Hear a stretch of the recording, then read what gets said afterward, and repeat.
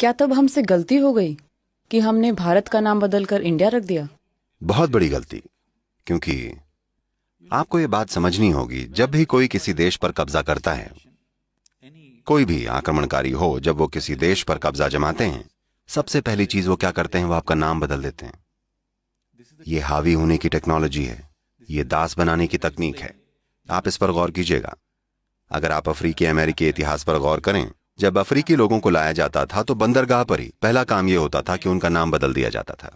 उनके जो भी अफ्रीकी नाम हुआ करते थे वो बदलकर कुछ फालतू नाम रख दिए जाते थे। हमारे साथ भी यही किया गया है। इंडिया, इसका क्या अर्थ है? इसका कोई अर्थ नहीं है।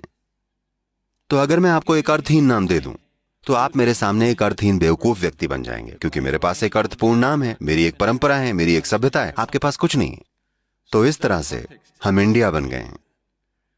सबसे पहली बात यह है कि देश की धारणा हर किसी के मन में रच बस जानी चाहिए, क्योंकि राष्ट्र बस एक विचार होता है।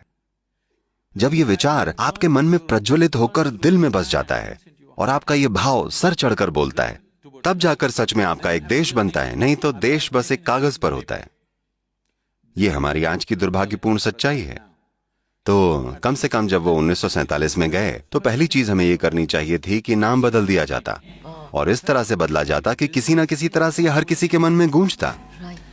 अभी आप भारत के लिए एक अंग्रेजी नाम इस्तेमाल कर रहे हैं। मुझे लगता है कि मैं हमारे वर्तमान प्रधानमंत्री जी से एक निवेदन करना चाहूंगा कि हमें इस देश का नाम बदल के कुछ ऐसा रखना चाहिए कि ये सबके दिल में धड़के।